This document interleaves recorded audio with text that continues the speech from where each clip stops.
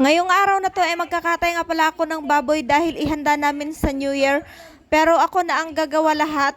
Simula sa pagkatay, paglilinis, pagtimpla ng litson, pati na rin pagluto. Madalas nga pala ako nagkakatay dahil china-challenge ako ng aking mga follower na magkatay na naka-heels at sexy ang damit. Minsan marami kami nagkakatay, puro kami babae, pero ngayon ang challenge sa akin ay magkatay ako ng baboy na mag-isa. Kaya ngayon guys, ako lang ang isa magkatay. Dahil ang challenge sa akin ay ako lang mag-isa magkatay, so syempre ang pinili kong baboy naman ay maliit para hindi ako hihagis habang kinakatay ko siya. Syempre naka-heels ako guys. First time ko nagkatay ng baboy na mag-isa. At ngayon, first time ko rin na ako ang magtitimpla ng litson. Litson na baboy. Wala nga palang nagturo sa akin kung paano maglitson, pero nag-research ako ng mga videos kung paano maglitson ng baboy at maglagay ng mga ricados. Alam nyo ba, sobra akong blessed dahil simula nung naging vlogger ako at may nag-sponsor sa channel ko, ngayon lang kami nakakaranas ng maglitson. Dahil sa hirap ng buhay namin, pag may handaan, hanggang manok lang ang kaya naming ihanda. Pero ngayon, may handaan man o wala, ay madalas ako nagkakatay ng kambing or baboy. Dahil sa mga nag-sponsor sa channel ko ay madalas ako china-challenge, kaya madalas din ako nagkakatay ng baboy at kambing. Minsan manok. Ako naman ay tuwang-tuwa pag china-challenge ako dahil mabubusog naman kami at yung mga iba kong kapatid ay mabibigyan ko rin sila. So guys, tingnan nyo. Nalagay ko na lahat yung mga ricados niya. So ngayon, pagkatapos natahiin ko siya, first time ko to na maglitson. Ako yung nagkatay, ako yung nagtanggal ng ano niya, laman loob, tapos ako ang nagtimpla. Ako din magluluto guys. So tingnan ko mamaya kung ano yung lasa nitong litson ko. Natatawa ko. Kasi hindi ko alam kung ano yung ano nitong maya. Oh my God.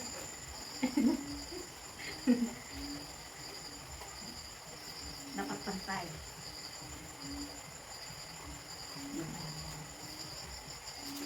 So, tatahiin na kita ni baboy.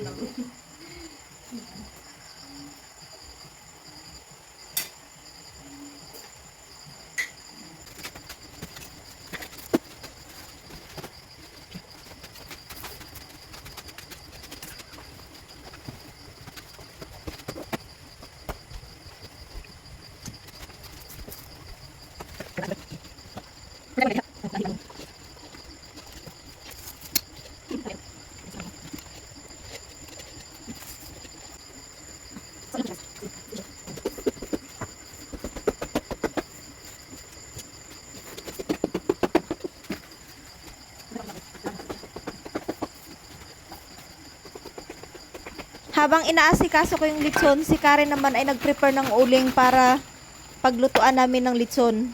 Kaming tatlo nga lang pala ang nagtutulungan ng mga anak ko, si Karen at ang anak kong lalaki, siya ang taga-video namin. Hindi nga pala hadlang na ako lang mag-isa ang nagtataguyod sa aking mga anak. Tanggalin natin tong ano niya. Dulo. Ayan. Dito.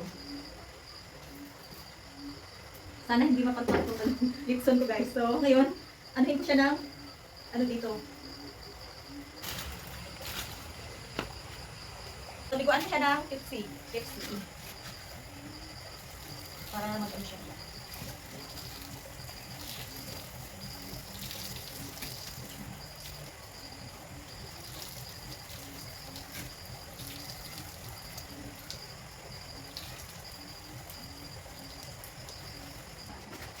So, ilalagay namin itong litson.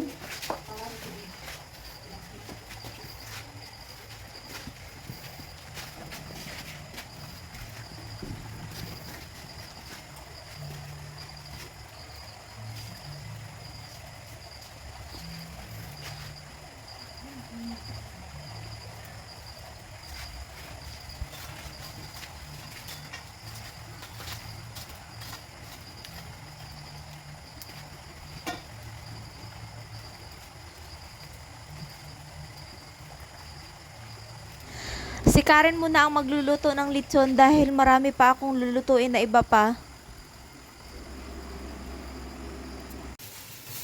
So guys, nagluto ako ng kalderitang kambing. So kalderitang kambing kong niluto ko ngayon. Tingnan nyo, hindi ko siya naluto. Tingnan nyo guys. Ay, kalderitang kambing.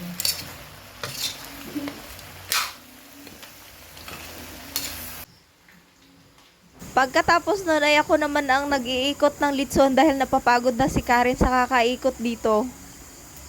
Muntika na palang nasunog yung litson namin dahil ang ni-research kong litson kung paano magluto ng litson ay hanggang sa 4 hours. So hindi ko inisip na maliit pala tong litson na lulutuin ko kaya 2 hours lang ay luto na siya.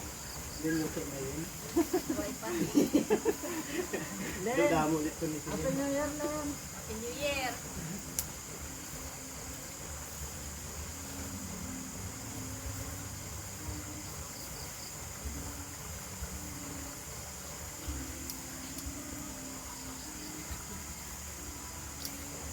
Lapit na maluto guys.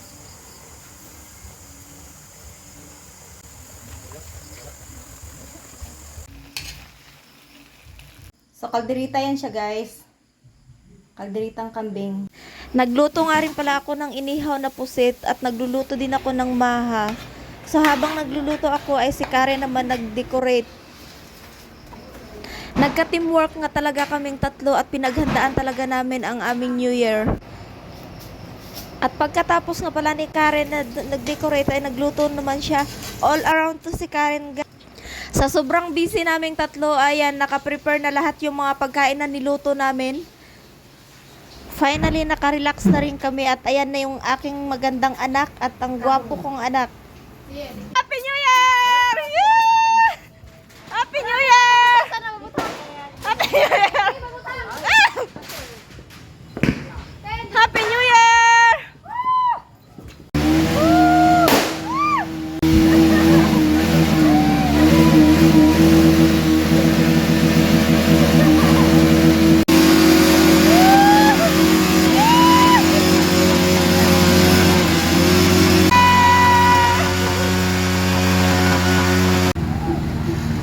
New Year, yeah! I love you!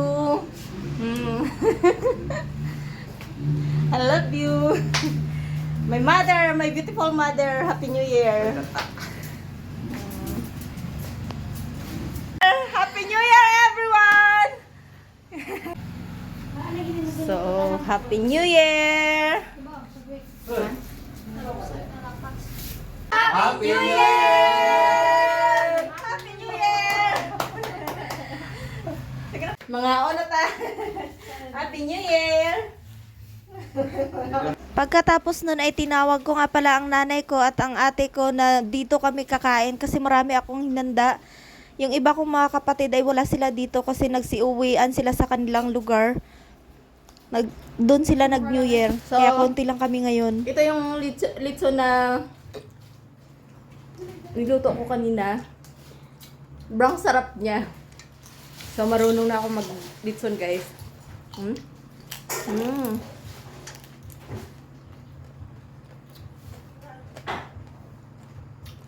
Nagluto din ako ng pusit. Inihaw na pusit. Kinabukasan ay pinuntahan ko nga pala ang ate ko dahil nagdala ako ng mga pagkain sa kanila kasi marami pang natirang mga pagkain. Sige na. Pagkatapos na naiuwi na kami, ay nag-aagawan naman yung mga aso ko kung sino yung unang makasakay. Ayan, nauna si Carla. So, ngayon si Carlo naman ang maglalakad. Yan, nauna na siya.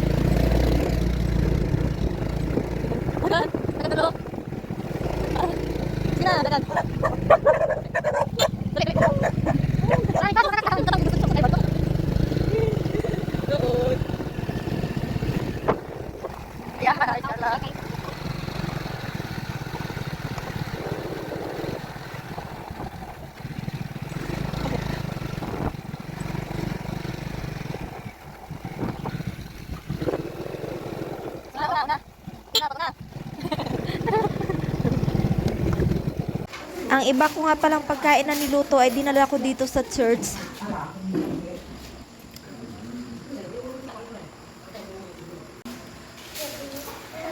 So, nandito kami sa church, guys. Yan.